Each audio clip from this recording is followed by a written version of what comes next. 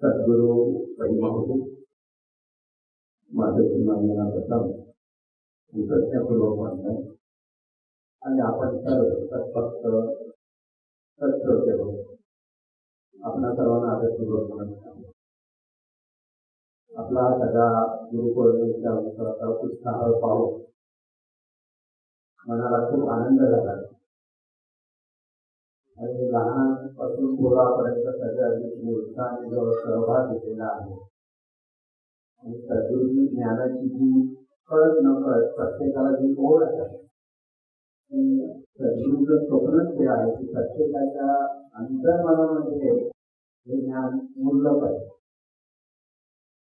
आणि जोपर्यंत आपल्या अंतर्मनामध्ये ज्ञान मुळत नाही तोपर्यंत आपल्याला आचरण देण्यासाठी दोन गोष्टी महत्वाच्या लक्षात घ्या. म्हणून आज आपण जो सद्गुरूंच्या प्रति कृतज्ञता व्यक्त करण्यासाठी एकत्र जमलेला आहोत. वर्षातून एकदाच काही आपल्याला कृतज्ञता व्यक्त करायची म्हणून जमलेलं नाहीये तर आपल्याला रोजच त्यांच्याबरोबर कृतज्ञता आणि त्यामुळे सद्गुरू भक्ती ही अत्यंत सर्व साधकांच्या जीवनात अत्यंत आवश्यक आणि अत्यंत महत्वाची आहे.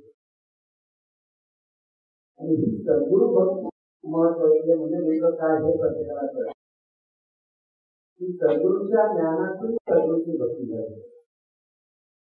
आपण सर्वसाधारणपणे भक्ती करत आलेलो आणि गुरुंच्या येण्यापूर्वी पण आपण भक्ती करत असतो. देवांची कोणती मूर्तीची देवदेवतेची भक्ती. पण जीवनविषय आल्यानंतर खरी भक्ती कशी असली पाहिजे हे प्रत्येक साधकाला कळतं. सद्गुरू जेव्हा अनुग्रह देतात तेव्हा आपल्याला शिष्यत्व मिळतं. गंमत आहे, बाळंतपण होतं तेव्हा स्त्रीची आई होते. तसंच सद्गुरू जेव्हा आपल्याला अनुभव देतात तेव्हा सर्वसाधारण माणसाचा शिष्य होतो. शिष्य होणं एक महत्वाची गोष्ट असतं. शिष्यत्व पत्करणं हा एक वेगळा भाग असतो. आपण कळत नकळत सद्गुरूच्या जवळ आलेलो आहोत आणि सद्गुरूने आपल्याला जवळ करून अनुग्रह दिला हे महत्वाचं आहे. त्यामुळे आपण सद्गुरूचे शिष्य झालो. खूप काही कष्ट केलेले नाही, आपोआप झालो. पण शिष्य जो आहे त्याने साधक व्हायचंय यासाठी मात्र प्रत्येकाला प्रयत्न केले. शिष्य आणि साधक यामध्ये खूप मोठा फरक आहे. सद्गुरूचा अनुग्रह मिळाला शिष्यत्व मिळालं पण शिष्यत्वाचं रूपांतर साधकामध्ये व्हायला हवं. आणि ज्यावेळेला आपण साधक होऊ तेव्हा खऱ्या अर्थाने सद्गुरू सेवा नाही म्हणून करतो. आताही तुम्ही करता सेवा पण आपल्या जीवनाचा किंवा आपल्या मनाचा जो विकास आपल्याला साधायचा आहे त्यासाठी सद्गुरू भक्ती किती महत्वाची, तुमच्या सद्गुरूचे साधक होणं तेही महत्वाचं आणि त्या साधकाचा सद्गुरू भक्त होणं किती पाहिजे. पहिली पाहिजे शिष्य, दुसरी पाहिजे साधक, तिसरी पाहिजे भक्त. भक्त म्हणजे काय, जो विभक्त नव्हे तो भक्त.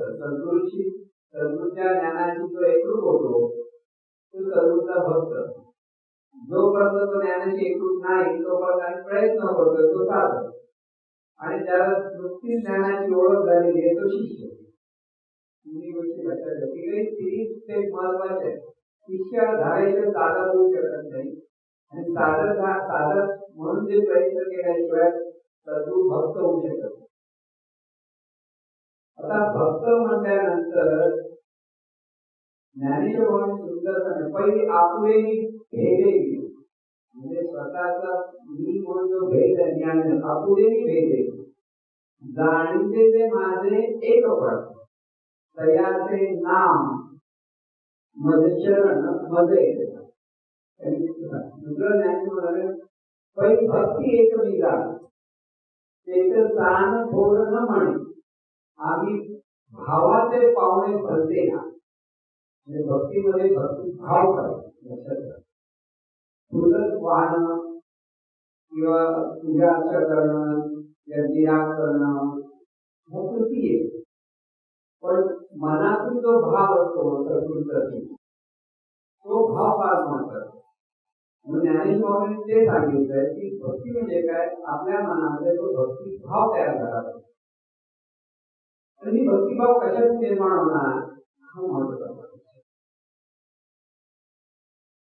म्हणून एकदा प्रभू रामचंद्रांनी हनुमंताला विचारले हनुमंता हा मोठा भक्त बघायचा तर हनुमंताचे पाठ प्रभू रामचंद्र तू माझी भक्ती कशी काय करतोस कसा काय पाहतोस तू माझ्याकडे त्या हनुमंतांना उत्तर देत अतिशय सुंदर आहे मी जेव्हा देहाच्या अपेक्षेत पाहतो माझा देह तुमचा देव तेव्हा मी तुमचा दास आहे जेव्हा मी जीव म्हणून स्वतःकडे पाहतो तेव्हा मी लक्षात घेतो की तुमचा अंश आहे आणि जेव्हा मी आत्मतत्वाच्या अंगाने पाहतो तर मी मीच नसतो फक्त तूच असतो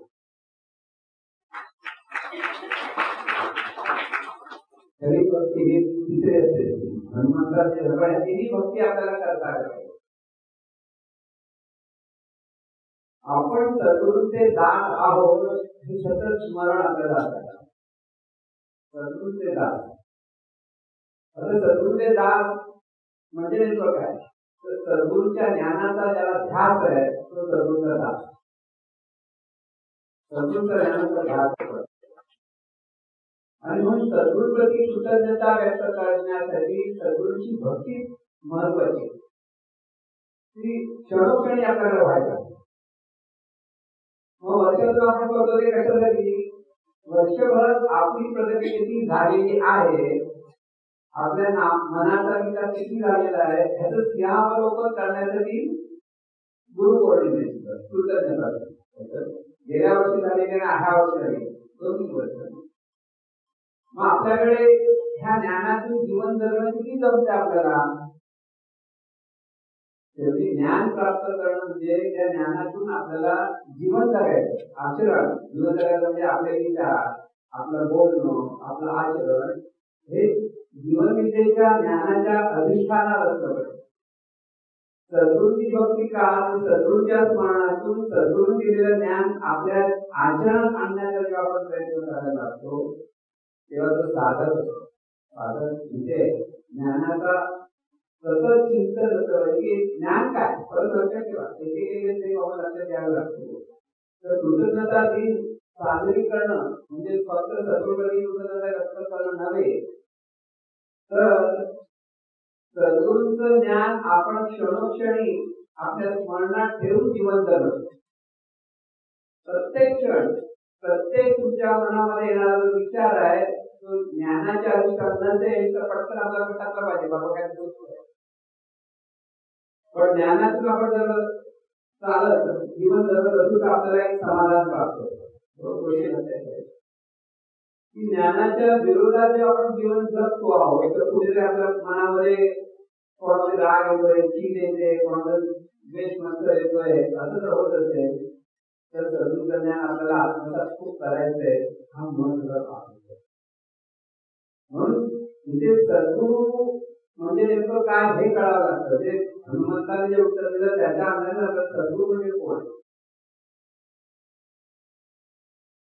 सद्गुरू म्हणजे आता जर आपण पाहतो आपले सद्गुरू आम्हाला हे आपले सद्गुरू आहेत असं म्हणतो तर त्यांच्या रूपाकडे पाहून आपण म्हणतो रूप आणि रूप हे पाहायलाच हवं रूप पाहिल्यानंतर सद्गुरू करू शकत म्हणून रूपाकडे पाहून जो आपण नमस्कार करतो ते आपण त्यांचे दास आहोत किंवा त्यांच्या ज्ञानाचा आपल्याला ध्यास लागला पाहिजे हा विचार करून नमस्कार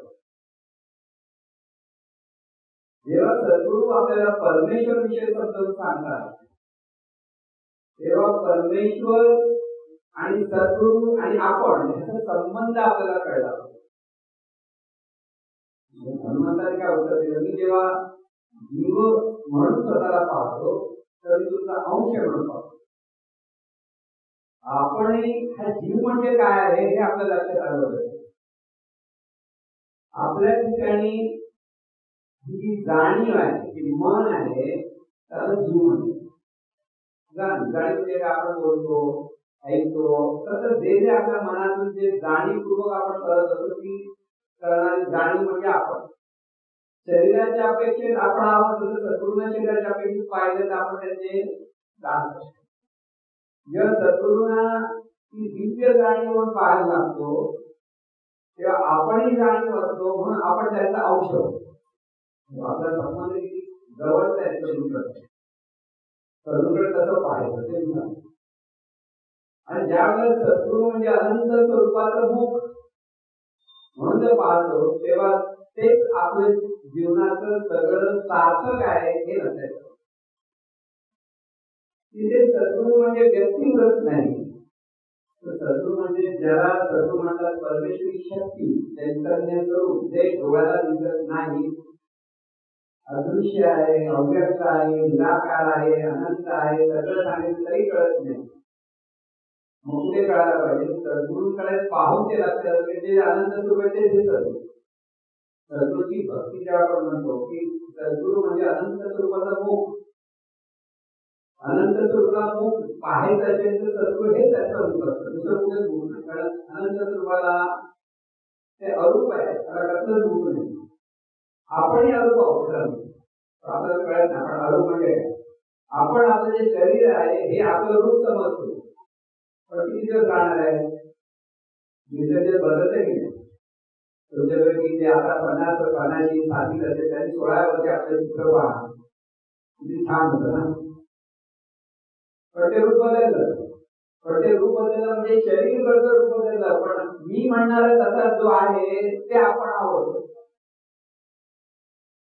ते जे आपण आहोत ते पण आपण, आपल्याला आकार नाहीये.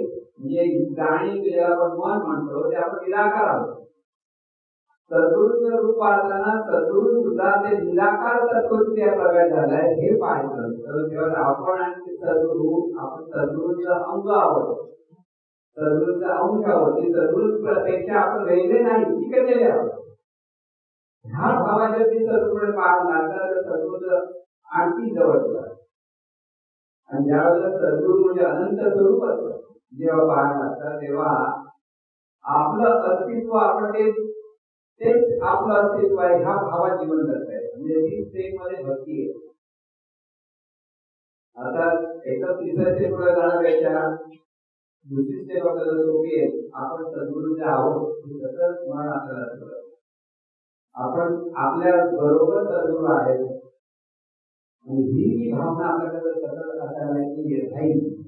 ही सद्गुरू भक्ती आपल्याला व्यवस्थित म्हणायला. अर्थात दुसरे सद्गुरू आपल्या बरोबर आहेत हे तेवढ्या गोष्टी नाही करायचं. सद्गुरूंचं असलेलं ज्ञान जे आहे ना ते ज्ञानातून आपलं आचरण व्हायला पाहिजे ते कळेल. हे ज्ञानातून आचरण होणं नेमकं काय?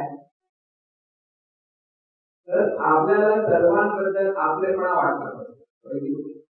सर्व आपले सर्व माणसं आहेत असं आपण म्हणतो ही सगळी आपली सद्गुरूंची जी शिष्य मंडळी होते म्हणतो की सगळे आपली जीवनविषयी माणसं. पण ही सगळी जीवनाची माणसे जी बरोबर गोष्ट असते तरी हे जे विश्व आहे हे सुद्धा चैतन्य स्वरूपाची रूप आहे सगळी. त्यामुळे त्या अनंत स्वरूपाची रूप असल्यामुळे सगळी आपण सगळे एकाच अनंत स्वरूपाचे आहोत. आणि एकाच अनंत स्वरूपाचे म्हणजे त्याला आपण सगळे एकाच कुटुंबाचे आहोत. हे भाव याच्याकडे. पण भक्ती म्हणजे भाव निर्माण होणं, आपलेपणा निर्माण होणं. प्रत्येकाबद्दल आपलेपणाचा निर्माण होतो. त्या आपलेपणाच्या भावातून आपण आपलं मन शुद्ध होतं. जिथे पण येतं आपल्याकडे वेगळे पण येतं तिथे मग राग होतो, द्वेष होतो, मत्सर होतो, श्रेष्ठकरीचा भाव येतो. इथे सद्गुरूंच्या ज्ञानातून पाहताना कोणी श्रेष्ठ कोणी कनिष्ठ नाही, सर्व एका चैतन्य स्वरूपाची रूप आहे. सगळी सद्गुरूच्या जवळची सगळे अंग आहे. जसं आपला हात पाय नाक कान डोळे ही अंग आहेत. मग पाय श्रेष्ठ की हात श्रेष्ठ की डोळे श्रेष्ठ की कान श्रेष्ठ नाही, सगळे श्रेष्ठ. प्रत्येक अवयव आपल्याकडे उपयुक्त आहे. एक कमी झालं तरी आपल्याला चालणार नाही. तसं आपण सगळे एकाच स्वरूपाचे रूप असल्यामुळे कोण श्रेष्ठ आणि कोण कनिष्ठ भाव देता का? ज्ञानाचा एकदा शंकराचार्य म्हणजे आपण जगद्गुरु शंकराचार्य म्हणतो, वेद संपन्न महान तत्वज्ञ, ते चालले होते नदीच्या किनाऱ्याला आणि त्यामुळे समोर एक व्यक्ती आली. त्या काळात त्यांना आजच्या काळात त्यांना तसं बघायला गेलं तर दलित म्हणतो, त्याप्रमाणे पाहिलं जातं. असा एक काळ होता, तर त्या काळात आचार म्हणतो. तर हे शिष्यांबरोबर चालत ती समोर व्यक्ती आल्यावर ते म्हणाले, दूर हो दूर हो, तुझी सावली पण माझ्या पडता कामा नाही. बघा, तर त्या व्यक्तीने शंकराचार्यांना विचारलं, तुम्ही तत्वज्ञान मांडलंय की हे सर्व ब्रह्म, जे प्रत्येक रूपाचे सर्व कालीन ब्रह्म, हे सगळं जे आहे हे चैतन्य स्वरूपाची रूप आहे. मग माझी सावली तुम्हाला का चालत नाही? तुमच्या माझ्यामध्ये काय फरक आहे? त्यावेळेला शंकराचार्यांना लक्षात आलं की तत्वज्ञान सांगणं वेगळं आणि आचरणात आणणं वेगळं. आचरणात आलं तर तत्वज्ञानाचा उपयोग त्यांनी शरण केलं की तू कोणतरी महान व्यक्ती आहे, त्यामुळे मला हे विचारतोय, मला क्षमा कर म्हणून सांगितलं. का सांगितलं? ज्ञान लक्षात ठेवा. आपण जेव्हा कोणाबद्दल श्रेष्ठ भावातून पाहायला लागलो तर विरोधीच्या ज्ञानाच्या विरोधात येतो. म्हणजे सद्गुरूचं ज्ञान आपण आचरणात आणणार नाही. ह्या गोष्टी आपल्याला लक्षात आलं. आपलं आचरण, दुसऱ्याचं आचरण पाळत जाऊ नका. दुसरा कसा वापरू नाही, ज्याचं त्याचं कर्म त्याच्याकडे हे लक्षात. सिद्धांत आहे की कधी पण म्हणाला, गुरु जे आहे गुरुच्या कर्माप्रमाणे आणि शिष्य जाईल शिष्याच्या कर्म. म्हणजे आपण सगळ्यांना आपापल्या कर्माप्रमाणे जीवन जगतो आणि त्या कर्माप्रमाणे परिणाम मिळतो आणि त्याप्रमाणे आपल्या जीवनात चांगल्या वाईट गोष्टी घडत असतात. म्हणून कर्म सुधारतो. आता कर्म सुधारण्यासाठी विचार सुधारण्यासाठी, विचार सुधारण्यासाठी भावना सुधारण्यासाठी, भावना सुधारण्यासाठी सत्संग असणार. म्हणजे संस्कार चांगले असते, संस्कारातून सत्संग असतात. सत्संग चांगला असतात त्याची परिस्थिती असते. सद्गुरूच्या कृपेने तुम्हाला ही परिस्थिती चांगली मिळालेली आहे. सगळे नामदार सत्संग मिळालेला आहे. आता त्याच्यातून सद्गुरूच्या ज्ञानाचे संस्कार आपल्याकडे घ्यायचे आहेत आणि त्याच्यातून आपल्या भावना म्हणजे सद्भावना प्रत्येकाबद्दल प्रगट करायचं. आपल्याला समोर येणाऱ्या माणसाबद्दल जेव्हा सद्भावना प्रकट होतात, ती मुलं आली सगळे आली सगळ्यांचं कौतुक केले, सद्भावना आहे, सगळ्यांना आनंद होतो.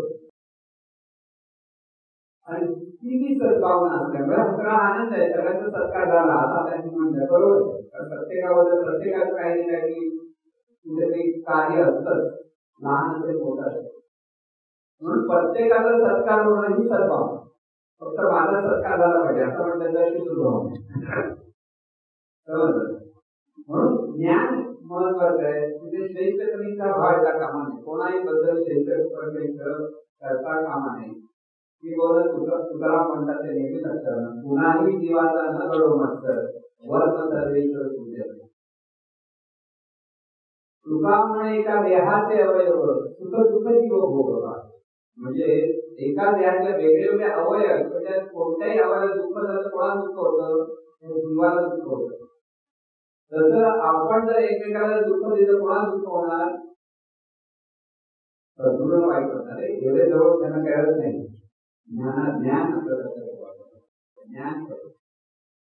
ज्ञानाशिवाय जीवन नाही. अज्ञानातून माणूस सुखी होऊ शकत नाही. लोक काही वेळा अज्ञानात सुख आहे, पण ते काही गोष्टी थोडी मर्यादित आहे. ज्ञानातून सुखी व्हायचं असेल तर आपलं प्रत्येक कर्म हे ज्ञानातून घडलं पाहिजे आणि त्यासाठी सद्गुरूंचं हे ज्ञान महत्वाचं. मरावे कोणी किती रुपये उरावे कोणी सांगितलंय, आणि मला काही ज्ञान रूपी उडावे कोणी सांगितलंय सद्गुरू म्हणून. म्हणजे शरीराने आज सद्गुरू नाही असं शरीर नाही, हा आकार आहे, पण ज्ञानाची सद्गुरू आज आपल्या प्रत्येकाच्या जीवनात आहे. तिथे आपण कृतज्ञता असली पाहिजे की ते ज्ञान आपल्याला सुद्धा कामा. म्हणून मुद्दा हा लक्षात ठेवायचा की हे ज्ञान जे आहे हे ज्ञान खरं बघायला गेलं तर वेदकालीन ऋषी मुनीपासून आलेलं आहे. आपल्याकडे ज्या परंपरा विचारली जाते त्यावेळेला मच्छिंद्रनाथ त्याबरोबर बोलते मच्छिंद्रनाथ त्याबरोबर बोलते आदिनाथ, मच्छिंद्रनाथ, गोरक्षनाथ, नंतर गहिनीनाथानंतर निवृत्तीनाथानंतर ज्ञानेश्वर माऊली. मग आपल्याकडे खरं जे आहेत वेगवेगळं आपल्या महादेवला अनेक शाखा झाल्या, अनेक वेगळे झालेले आहेत. पण हे ज्ञान प्रत्येक जण पुढे पुढे आणतं. हे ज्ञानाची गंगा आलेली आहे तर तुम्ही आपल्याकडे काढता आणि ही गंगा आपण आपल्याकडनं पुढे गेली पाहिजे.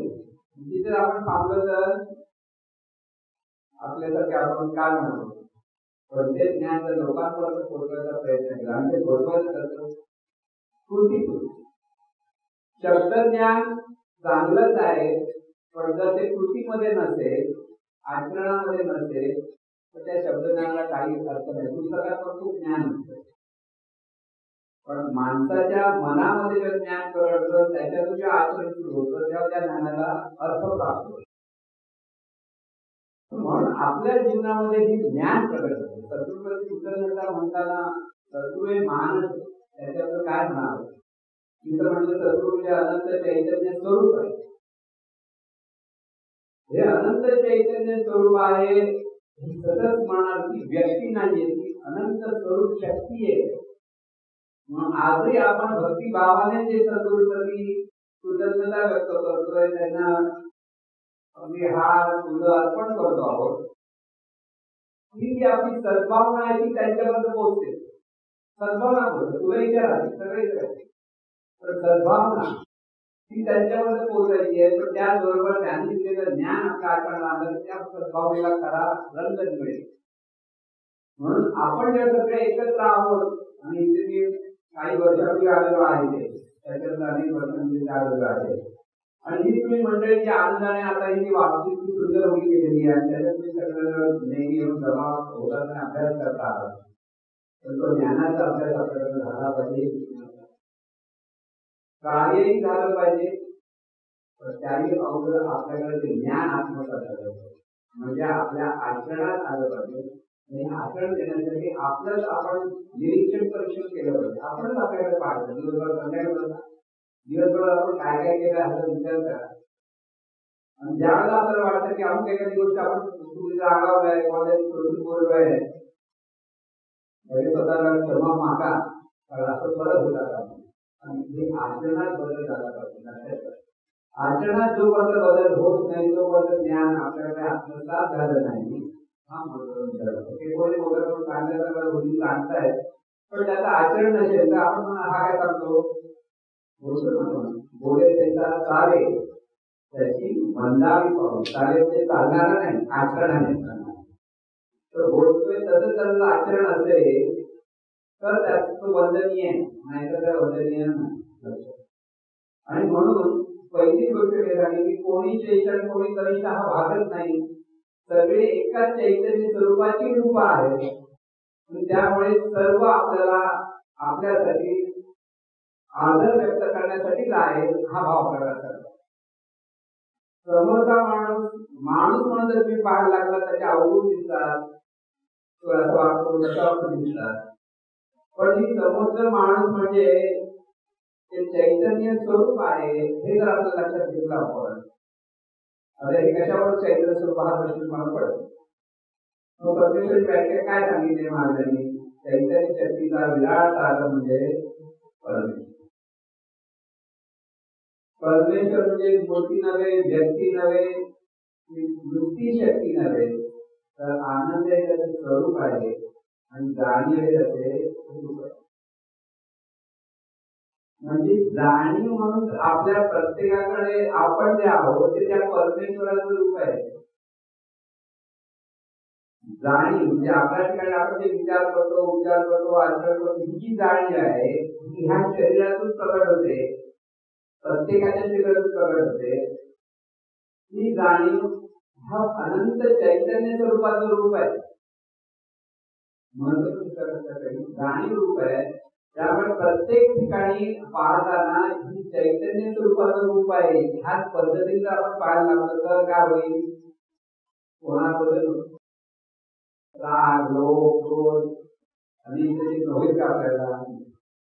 अगदी सद्गुरूंचा पण पुत्र असेल का कोणी जवळचे कोणी आले तर आपण त्यांच्याबद्दल पण आपलेपणाने करतो की का करतो? तर सद्गुरूचा आदर म्हणून त्यांच्याबद्दल पहिला करतो.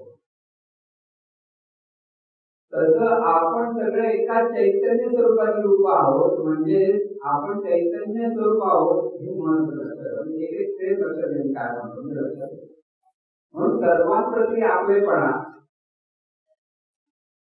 कोणाही बद्दल अनिष्ट चिंतन नाही, प्रत्येकाचं भलं व्हावं हाच विचार. म्हणजे समोर जर समजा माणूस एखादा वेळापळा वागतोय तर मनात तुमच्या विचार काय आला पाहिजे? त्याचं भलं होतं. बाकी त्याचं दुसरा विचार एका कामा नाही. मनाचं जर शुद्धीकरण झालं तर हे होतं. जर आपल्या मनामध्ये सतत त्याचं भलं व्हावं, वागू दे, त्याच्यावर आपल्याला अडकायचं नाही, चिंतायचा विषय. त्यांचं भलं झालं पाहिजे हा ज्या विचार आपण करायला लागतो, मनातून जर खरोखर विचारायला लागेल भलं होतं तर आपल्या लक्षात इथे शुद्धीकरण आहे मनात.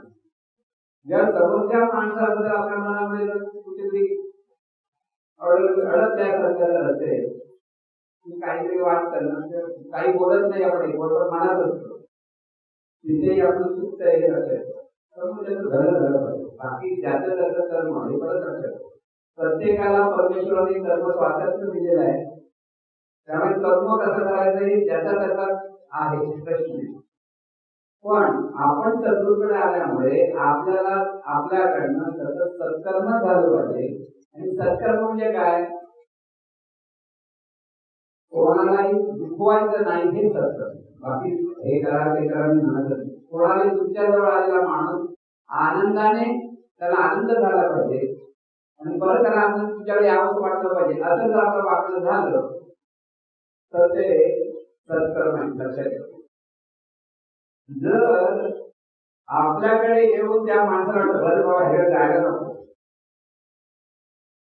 तर ते सत्कर्म होणार नाही, ते दुष्कर्म झालं. म्हणजे आपलं वागणं, आपलं बोलणं, आपली देहबोली ही सगळी ज्ञानाच्या अधिष्ठानावर असली पाहिजे. आणि जेव्हा आपण ह्या ज्ञानाच्या अधिष्ठानावर दिवस जगायला लागतो त्यावेळेला सद्गुरूचं ज्ञान येतं. सद्गुरूचं ज्ञान आणि सद्गुरू वेगळे नाही. सद्गुरूचं ज्ञान आणि सद्गुरू एकरूप आहे. सद्गुरूचं सगळं आचरण त्या ज्ञानाप्रमाणे होतं. सद्गुरू सर्वांचे आपलेपणाने वागायचे, सर्वांच्या भलेपणाचा त्यांच्यावर विचार होता, सतत सर्वांना चांगलं अधिकारी ज्ञान मिळवून त्यांच्यावर तळमळ होती, लोकसुखी व्हावी इच्छा होती. आपल्यालाही सद्गुरू सारखं वागायचं आहे. म्हणजे सद्गुरू भक्ती आहे.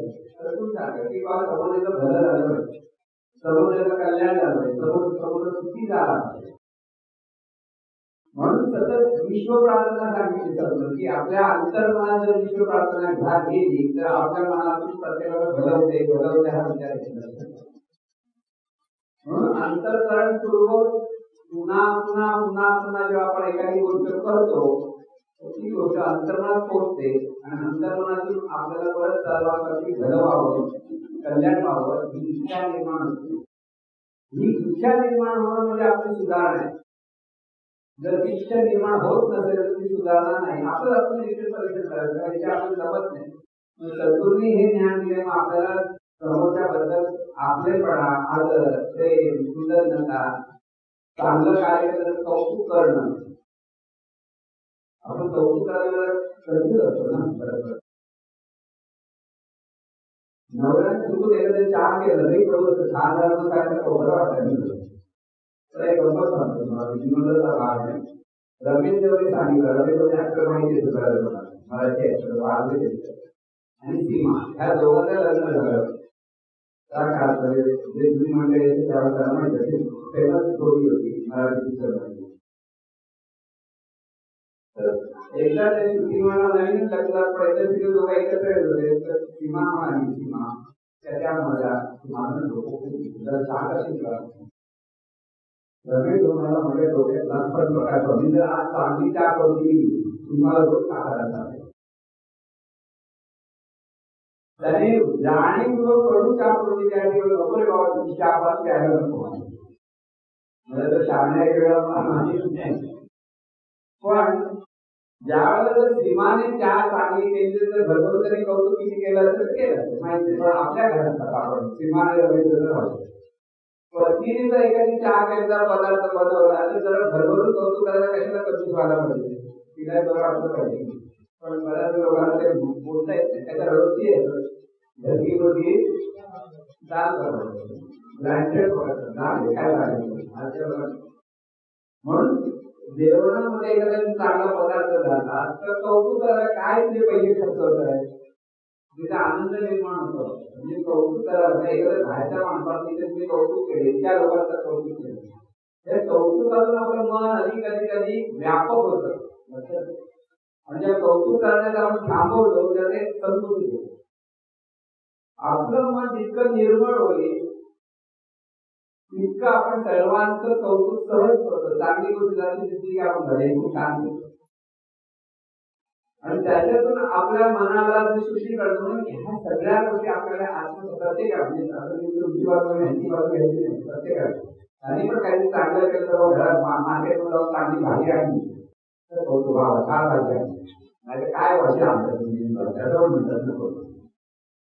म्हणजे हे सगळं जे जीवन आपलं आहे ते जीवन म्हणजे लक्षात ठेवा सुखी होणं सोपं आहे मला नेहमी म्हणायचे. पण आपल्याला ते नेमकं कळत सुखी सोपं का म्हणायचं. आपलं जग म्हणजे अगदी ब्रह्मांडापर्यंत जग आहे पण प्रत्येक माणसाचं जग कुठे किती आहे छोटं आहे. तुमच्या आजूबाजूला 100-200 माणसं आहेत तुमची जवळची नाती गोती काका मामा मित्रमंडळी. एखाद्या माणसाची 100 माणसं जवळ असतात. आता थोडक्यात तुम्ही आपल्या जवळच्या ओळखायला कसं तुमच्या घरी तुमचं बर्थडे स्वीकार आपला वाढदिवस साजरा करायचा तुम्ही किती लोकांना बोलवता घरात करायचं असेल तर 10-15 खूप झालं ते तुमच्या जवळचे जग. पण लग्न समारंभ आहे तर 3 माणसांना बोलवा 100 माणसं त्याहून अधिक जवळचे जग. म्हणजे 100-200 माणसं ती माणसं आपल्याला नेहमी भेटत असतात किंवा त्यांच्याशी आपला संबंध होतो आणि तिथेच आपल्याला त्यांच्याबद्दल चांगले वाईट विचार येतात. त्याच्यातून आपलं हे जीवन चाललेलं असतं. तिथे दुसऱ्यांमध्ये मोठं लढाई झाली तिथे त्याचं भलं होतं म्हटलं की झालं तिथं तुम्हाला मदत करायला जायची नाही. ते जग आहे त्यांचं भलं होतं एवढं त्यांच्या कर्म आहे त्यांच्याप्रमाणे सांगत त्याच्यावर भलं होतं ते दुसऱ्याजवळ भलं होते इंग्रजांजवळ भलं होते ते अफगाणिस्तान इराण पण भलं होते. पण खरं महत्वाचा मुद्दा कुठे तो आपल्या जवळचे जग या आपल्या जवळच्या जगातली जी सगळी मंडळी आहेत ना ती सगळी ईश्वरी शक्तीच आहेत. चैतन्य शक्तीची रूप आहेत. ह्या भावामध्ये प्रत्येकाच्या भल्याचं चिंतन करायला शिका. म्हणून सद्गुरूंची प्रार्थना सांगतात की सर्वांचं भलं म्हणजे काही संपूर्ण प्रार्थना म्हणजे भलं. आपल्या डोळ्यासमोर एकेकाला आणून म्हणजे अगदी सासूबाई असली तरी त्रास दिला असतील किंवा नसतील तरी त्यांचं चेहरा डोळ्यासमोर यांचं भलं होतं. सुनबाई असेल किंवा काका मामा असेल कोणी असेल आई वडील त्या प्रत्येकाचा चेहरा पाहून 100-125 माणसं 200 माणसं आपल्या जवळचे रोज त्यांचा भल्याचा विचार करा. त्यांचा चेहरा पाहायचा डोळ्यासमोर आणि म्हणायचं यांचं बरोबर यांचं बरोबर यांचं बरोबर. काय होईल समोर तो चेहरा दिसल्यानंतर तुमच्यामध्ये वाईट विचार नाही पण मनात भलं होतं. म्हणजे युक्ती चालू मनात भलं होणं की समोरचा माणूस चांगला वागला की वाईट वागला हा भाग नाहीये. आपण चांगलं वागायचंय हे महत्वाचं. सुधारणा आहे की आपल्याकडे व्हायला पाहिजे. समोरच्याला सुधारायला कोण सुधारत नाही. नेहमी करतो आपण म्हणतो जगाला सुधारलं पाहिजे पण नवरा बायकोला सुधारू शकत नाही बायको नवऱ्याला सुधारू शकत नाही. 100% माहिती सुधारणार कोण म्हणणार का कोण सुधारू शकत नाही. प्रत्येक बायकोला नवरा आला म्हणजे असं गप्पा सांगतो. असं एक मोठं डॉक्टर आहे आणि त्या डॉक्टरांचे वाढदिवस काही साजरा अतिशय आनंदी माणूस होता, सगळ्यांना उपयोगी पडणार आपल्याला. तर त्याची एक नाटक होती, त्या डॉक्टरच्या बायकोला म्हणाली काय सुद्धा नव्हता एवढा चांगला सुंदर सुंदर सांगा किती मदत करतो बराच ऐकून तू घेऊ शकता. म्हणजे इथे जवळच्या माणसांचं आपल्याला गुण आवडून सगळे कळतात, गुण पण कळतात, आवडून पण कळतात. तिथे गुण पहा, तुम्हाला त्याला सुधारेल त्याची गॅरंटी नाही. प्रत्येकाला आपण बरोबरच असतो असं वाटतं, आपण बरोबर, दुसरा चुकतो हेच आपण माझे सांगतो. पण तिथे आपल्याला सुधारायचं आहे म्हणून इथे आपल्याला आपल्याकडनं प्रत्येक कृती, प्रत्येक विचार, प्रत्येक उच्चार हे समोरच्याला दुःख न देणार असलं पाहिजे. त्याचं भलं म्हणजे मनातून वागायचं असं की त्याच्याशी आपलेपणा इतका जमला पाहिजे की त्याला वाटलं पाहिजे आपल्याला परत घेतलं. हे जर जमलं तर सद्गुरू भक्ती सुरू झाली म्हणून समजा 100%. सोपं नाही, खरं इतकं सोपं नाही. सद्गुरूंचं जे जीवन विद्या जी आहे ती स्वतः सुखी व इतरांना सुखी करण्याच्या प्रयत्नात यशस्वी जीवनाची गुरुकिल्ली म्हणून आपलं विचार आहे. तुम्ही जे सुख दुःख इतरांना द्या ते सुख दुःख गुमराह होऊन तुमच्याकडे परत येतं. हा निसर्गाचा अटळ नियम लक्षात ठेवून देवदाला शांतपणे येतं. कोण माणूस की त्याचे आपलं तुझ्याकडे तुम्ही बघितलं इतरांच्या सुखात आपले सुख लपलेले आहे आणि दुसऱ्याच्या दुःखात आपलं सुख द्यायचं, या सत्याची खऱ्या अर्थात जाणीव झाल्याशिवाय मानवी जीवनात क्रांती होणार नाही. म्हणजे नेमकं काय, प्रत्येकाला सुख देण्याचा प्रयत्न करा. सुख द्यायचं म्हणजे काय, भरपूर काहीतरी द्यायला पाहिजे का नाही, थोडं हसता आलं बाद झालं, समोर आला समोर कसं आहे त्याला स्वीट करा. तुमची देवबोली अशी होती की समजायला आनंदी चेहरा दिसला पाहिजे. तर मग चेहरा पण बसला तुम्ही काय माहिती ह्या माणसाकडे बघायला महाराजा एका म्हणाल येते ते प्रवचन करत असताना जो माणूस मख्ख बसतो त्याकडे बघत नाही, पण तो हसतच नाही ना, तर त्याला बघायचा कशाला, की जे हसतात त्याच्याकडे बघतो. विनोद केला तर हसत नाही, अशी काही माणसं. म्हणजे महाराजांना पण अशी माणसं आवडत नव्हती जे मख्ख चेहऱ्याने की नव्हत चेहऱ्याने पाहिजे.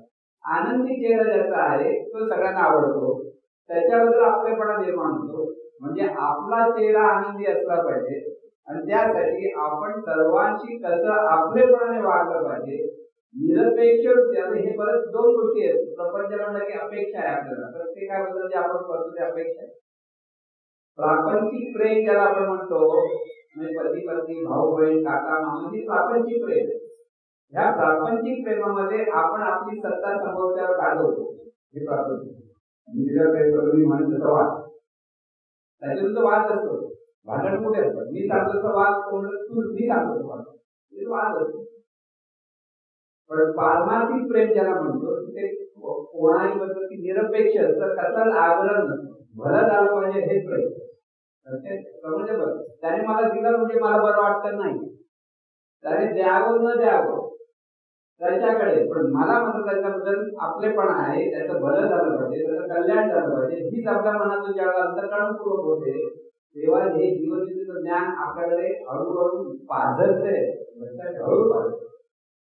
म्हणून आहे सोपं, जीवनविद्या कठीण नाहीये. सद्गुरूंनी मानवी तशी कठीण नाही, पण शब्दामध्ये कुठे अडकतो आणि त्याच्यातून आपला आचरणात आपण ज्या चुका करायला लागतो. म्हणजे बघा आपल्या जीवनामध्ये काही लोक आपल्याला खूप आवडतात, बरी वाटतात, आनंदी वाटतात, पण काही व्यक्ती आपल्याला आवडत नाही. नेहमी म्हणतो नाही ही व्यक्ती माझ्यासमोर यायला आली तरी म्हणतो आपण सकाळी सगळ्यात कसला चेहरा बघितला मी असंही म्हणतो ना. म्हणून ईश्वरी शक्ती आहे, त्या शक्तीचा आपण अपमान करता कामा नये. चेहरा कसाही वापरू दे, पण त्याचं भलं झालं पाहिजे. हे जेव्हा मनापासून होईल तेव्हा खरं सद्गुरूचे ज्ञान आपल्याला आत्मसात झालं. हे व्यावहारिक दृष्ट्या आपण समजून देतो की कठीण आहे आणि कठीण नाही कुठे. बरं, आपली जीवनाची साखळी सगळं सांगितले. परिस्थिती, संगत, संस्कार, वासना शब्द वापरतो, भावना शब्द वापरतो. परिस्थिती, संगत, संस्कार, भावना, भावनेतून विचार, विचारातून आचरण, आचरणातून आपल्याला सवयी, सवयीतून नशीब तयार होते. आपल्या जीवनाच्या सवयी झालेल्या आहेत ना, त्या अंतर्मनात झालेल्या असतात. आणि त्या सवयी जर चुकीच्या असतील एखाद्या माणसाची त्यावेळेला दोन गोष्टीची शरीराची पण त्याला साथ असते आणि मनाची पण साथ असते. व्यसनी माणूस ज्याला म्हणतो की गल पिणारे लोक आहेत, ते दारू पिणारे लोक आहेत, त्यांचं मन तितकं त्या आसक्त झालेलं असतं आणि शरीराच्या पेशी तितक्याच आसक्त झालेल्या असतात. दोन्ही गोष्टी म्हणून ते व्यसन सुटायला खूप कठीण पडतं. आणि ते व्यसन सुटण्याच्या कठीणसाठी शरीराची जी आसक्त शरीराच्या ठिकाणी त्या नशेची आसक्ती आहे, म्हणजे त्यावेळेला इतका वेळा वागणं लागतो माणूस गल पिणाऱ्या लोकांकडे. त्याच्या सुटका म्हणून त्याला अगदी खूप चांगल्या गोष्टी सगळी फिरवून बराच प्रयत्न करावे लागतात. सुटतात, सवय सुटू शकतात, सवय बदलत नाही असं काही नाही, पण त्यासाठी प्रत्येकाने ते प्रयत्न केले. आता ते एका बाजूची गोष्ट आहे. आपल्या ठिकाणी मात्र काय आहे, कोणाबद्दल आपण चिडतो, कोणामध्ये रागावतो, कोणामध्ये वेळापण बोलतोय, छोट्या छोट्या गोष्टी आहेत, पण त्याही आपल्या सवयी आहेत. त्या सवयी आपल्याला बदलायच्या. ही सवयी ह्या अंतर्मनाच्या सवयी असतात. म्हणजे अंतर्मनच स्वभाव असतो आणि अंतर्मनाचा असा स्वभाव आहे त्याने जे पकडलेलं ते सोडत नाही. त्याला जुनी वाट आवडते, जुन्या वाटेने चालायला आवडते. त्याला तुम्ही जरासं तिथे दुर्लक्ष केलं की अंतर्मन जुन्या वाटेप्रमाणे चालतं. म्हणजे तुम्ही बघा, रोज मी एका मार्गाने जाता आणि इथे तुम्हाला दुसरीकडे जायचं, पण तुमचे कोण शेजारी भेटलेले गप्पा टप्पा करता करता तुम्ही कुठे चाललेले असता, अरे मी इथे पुढे चाललो, मला तिथे जायचं म्हणून. का? तिथे जरा दुर्लक्ष झालं की अंतर्मन तुम्हाला तिकडेच नेतं. म्हणून ते कठीण पडतं. आपल्याला हे सवयी बदलायची असेल तर आपल्याला तिथं सतत लक्ष पाहिजे. हे सतत लक्ष ज्याला आपण द्यायला लागतो त्याला अंतर्मन तिथे ते आपल्या कंट्रोलमध्ये. म्हणून अनिष्ट चिंतन किंवा अनिष्ट विचार किंवा मीपणा, अहंकार हे सगळे अंतर्मनाच्या गोष्टी आहेत. अंतर्मनाचं ते काम आणि ते सगळं बदलायचं म्हणजे आपल्याला जीवन परिवर्तन करायचं. म्हणून कठीण, पण सोपं कठीण आहे म्हटलं तरी अशक्य नाही, ते शक्य आहे. आपल्याला सद्गुरू भक्तीतून ते करता येतं. आपण सद्गुरूंचे दास आहोत म्हणून त्यांच्या ज्ञानाचा ध्यास आहे आपल्याला, त्यांच्या ज्ञानातून आपलं जीवन जगायचं. ही तर खरी सद्गुरू भक्ती आहे. आणि हीच खरी कृतज्ञता व्यक्त करण्याची सर्वात मोठी युक्ती आहे. नुसतं कृतज्ञता व्यक्त केलं म्हणजे झालं नव्हे, तर सद्गुरूंच्या ज्ञानाप्रमाणे आपल्याला आपलं जीवन जगता आलं पाहिजे. म्हणून सतत जे चिंतन असतं की आपल्या जवळच्या लोकांबरोबर म्हणजे सत्संग चाललेला असतो. सत्संग म्हणजे एकमेकाबद्दल आपल्याला आपलेपणा असतो. आणि जेव्हा तुम्ही नेहमी म्हणता, आमच्याकडे नेहमी म्हटलं जायचं होती की कुठेतरी संकट आलं तर जीवनविद्येचे नामधारक पहिले धावून येतात, नंतर नाते येते. अशी मुंबई पूर्वपाठ झालेले आहे. इथे तसं तुमची शेजारी पाजारचे नामधारक आहेत, जे सत्संगतीमध्ये आहेत, तर तुमचे संकट तुम्ही धावणार तेच. नाते यायला वेळ लागेल, लांब घेणार. म्हणून आपले हा सत्संग जो आहे ना तो अधिक अधिक घट्ट करा, अधिक अधिक. कारण सगळ्या प्रसंगामध्ये अतिशय आज कोणाला कुठे किंवा कसा उपयोगी पडेल ते ब्रह्मदेव सुद्धा सांगू शकत नाही. म्हणून पुढचं महत्त्व, म्हणून कौशल्याने सर्वांची सरोकार. कौशल्य पाहिजे. जेवढा चुक्या आपण जवळ झाला तितक्या अवघड लक्षात येत. जेवढे लांब असतो तेवढे छान वाटायचं असं होतं. पण इथे कौशल्य पाहिजे की जरी अवघड दिसलं तरी आपल्याला सर्वकाही समजून ठेवायचा प्रयत्नपूर्वक ते राखण्यात. दोन्ही गोष्टी लक्षात ठेवायच्या. कौशल्य पाहिजे आणि ते प्रयत्नपूर्वक ते राखायचं आहे, तोडायचं नाही, कोणाला तोडायचं नाही. ते फक्त कसं सांभाळायचं याची युक्ती पाहिजे. आणि या युक्तीतून जेव्हा आपण सगळ्यांची चांगली संबंध ठेवायला लागतो तेव्हा खऱ्या अर्थाने आपण जीवन जगायचं. म्हणून म्हणतात भक्ती म्हटल्यानंतर या व्यवहारिक जीवन जगत असताना सुद्धा आपण त्या पद्धतीने वागायचं. त्याला सगळं शहाणपणे नाव. एका बाजूने शहाणपणा आणि दुसऱ्या बाजूने आत्मज्ञान हवं. सद्गुरूंकडे आपण आलेलो हे आत्मज्ञान समजून घ्यायला लागतं. सद्गुरूंनी दोन पद्धतीचे विचार केलेले आहेत. पहिली पद्धत म्हणजे प्रत्येकाचं जीवनामध्ये अध्यात्म ज्ञान विकसित झालं पाहिजे. आणि दुसरं म्हणजे प्रपंचाच्या अंगाने सर्वसाधारण माणूस सुखी झाला. दोन पद्धतीने त्यांनी हे ज्ञान आपल्याला मांडलेलं आहे. जीवन विद्या असं म्हणताना ह्या दोन्ही गोष्टीचा विचार करा, या दोन्ही गोष्टी ते सांगितलेल्या आहेत.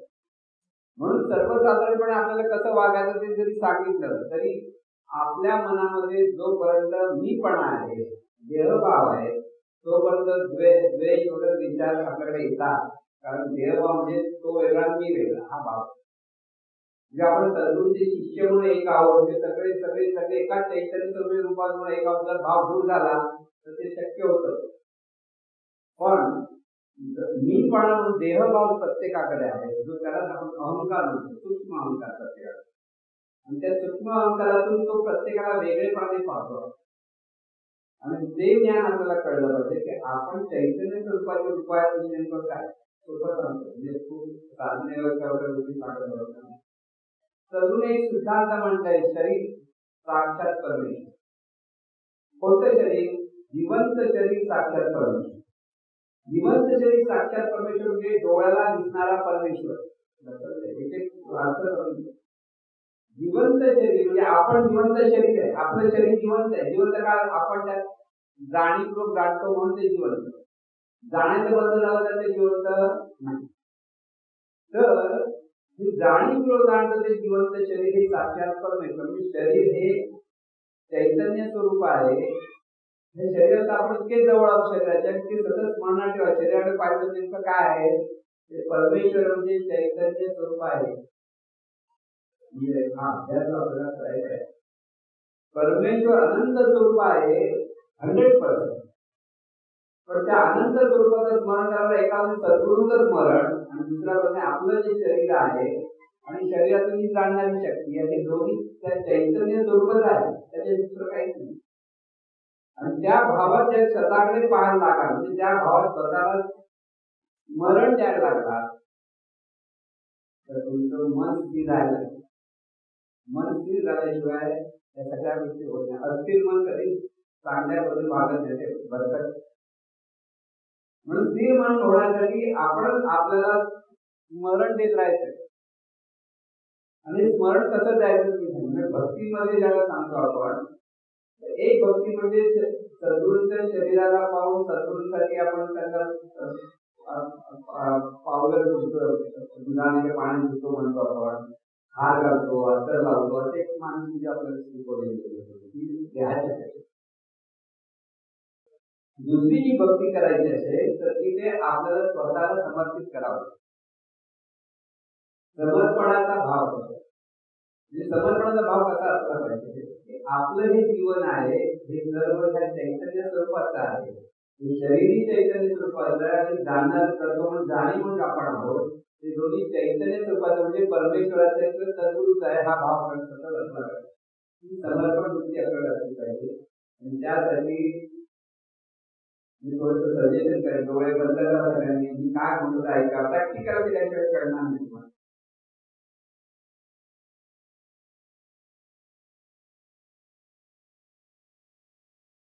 एक लक्षात ठेवायचं, जे सांगतो तो भाव भरत जा आणि कसं वाटत ते बघा, ते आपलं मन किती शांत होते.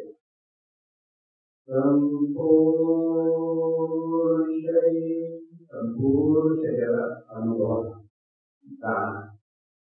संपूर्ण शरीर दिव्य स्वरूप ज्ञान स्वरूप आनंद स्वरूप चैतन्य स्वरूप आहे. संपूर्ण दिव्य स्वरूप ज्ञान स्वरूप आनंद स्वरूप चैतन्य स्वरूप आहे. संपूर्ण प्राण शक्ती दिव्य स्वरूप ज्ञान स्वरूप आनंद स्वरूप चैतन्य स्वरूप आहे. संपूर्ण दिव्य स्वरूप ज्ञान स्वरूप आनंद चैतन्य प्रत्येक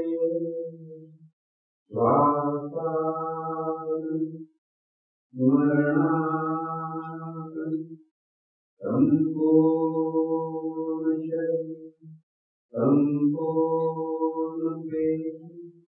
संपूर्ण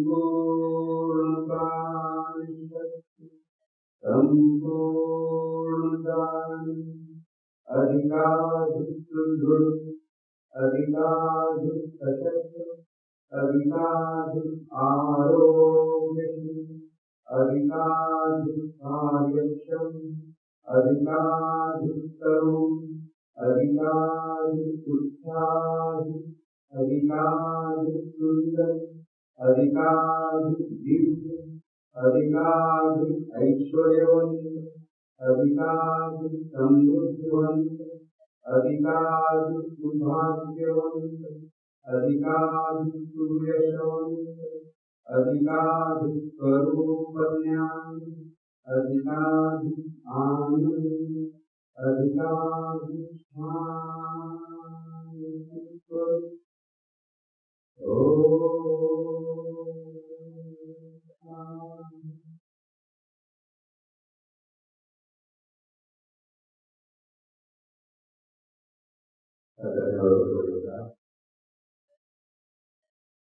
आपल्या ठिकाणी आपण या विद्येवर स्मरण देतो, शरीराला विद्येत शरीर मनामध्ये शांतता निर्माण मनामध्ये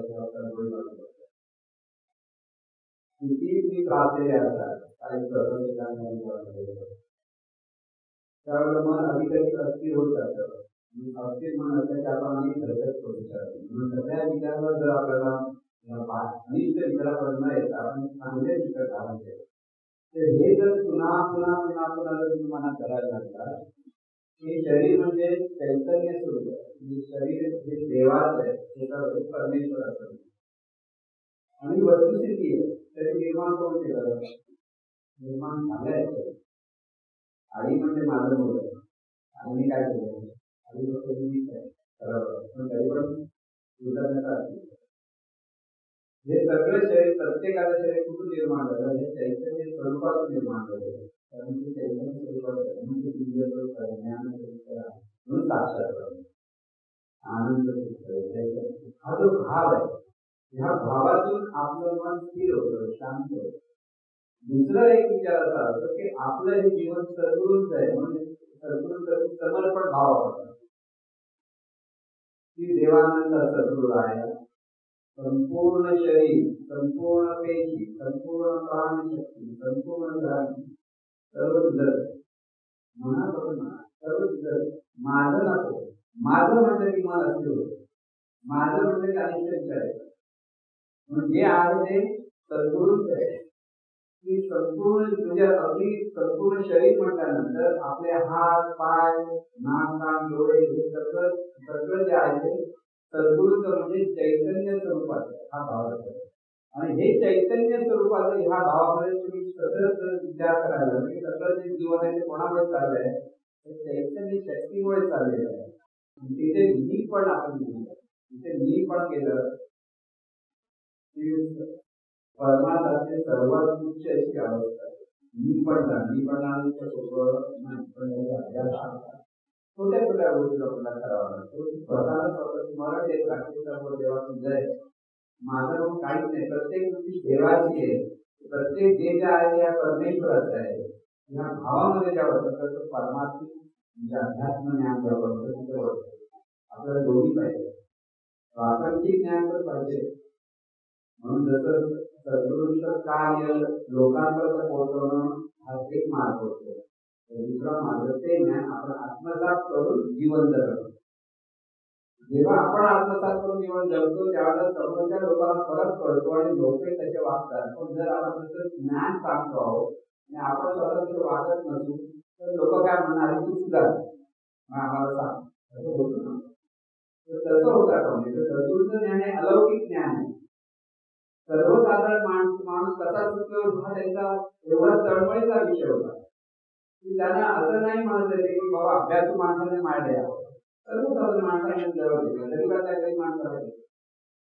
पण त्याच्या ठिकाणी विचाराचं शास्त्र त्यांनी जेव्हा मांडलं तेव्हा प्रपंच सुधारायला लागला.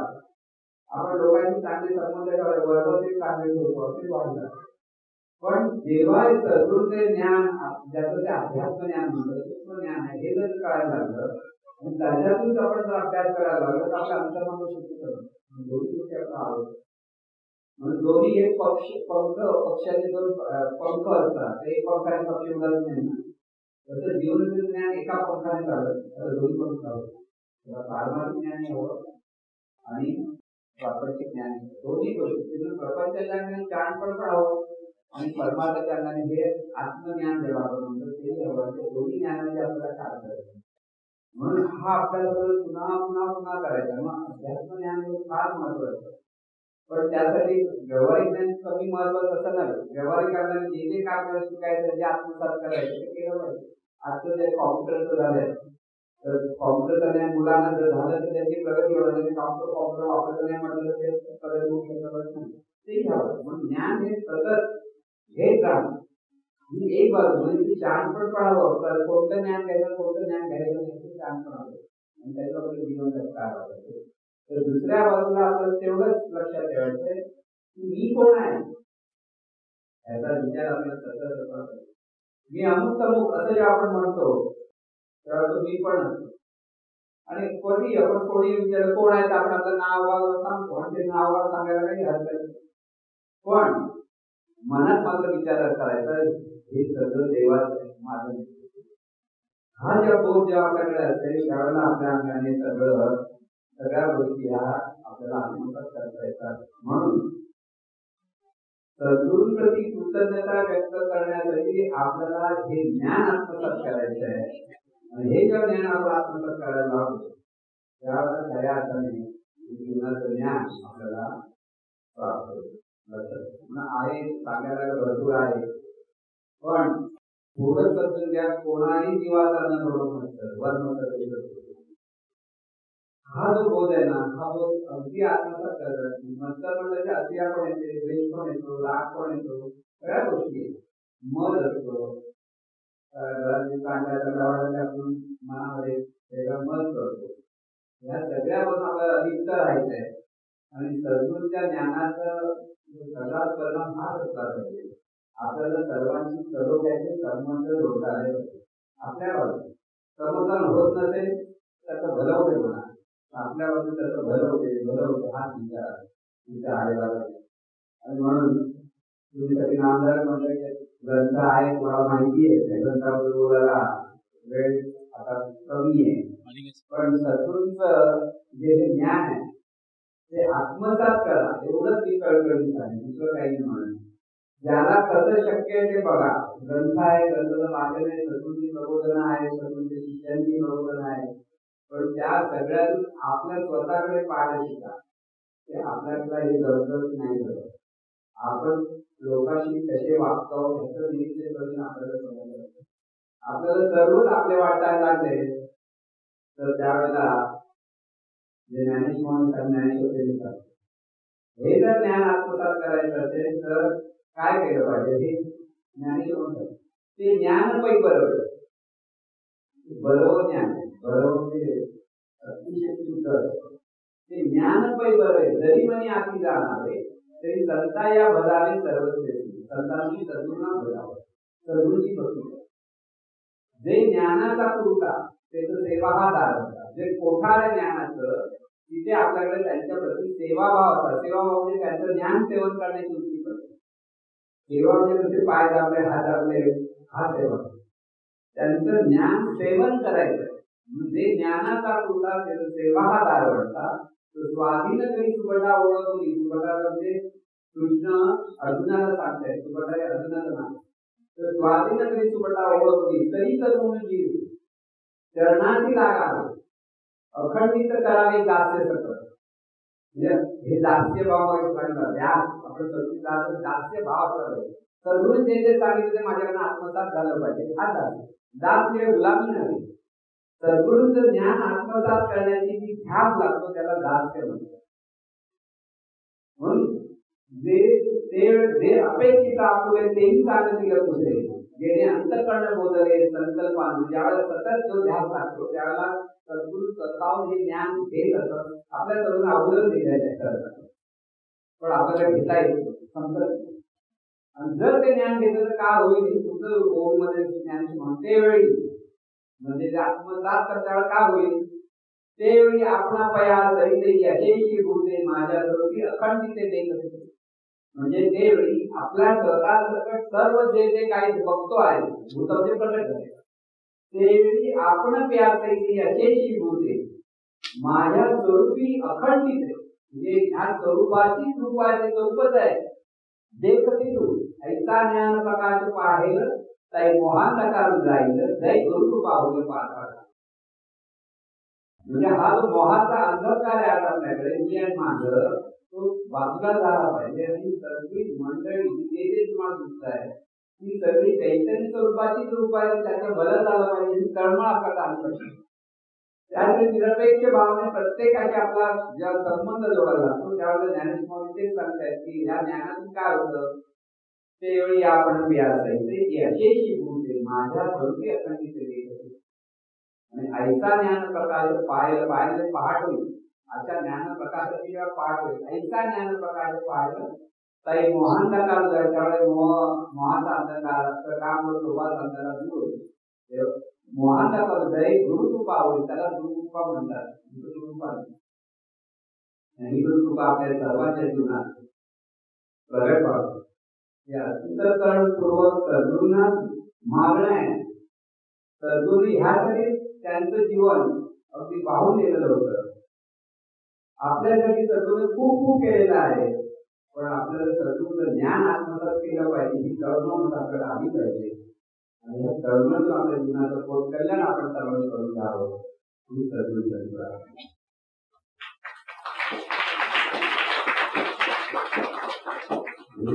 ईश्वरा सर्वांना चांगली बुद्धी दे आरोग्य दे सर्वांना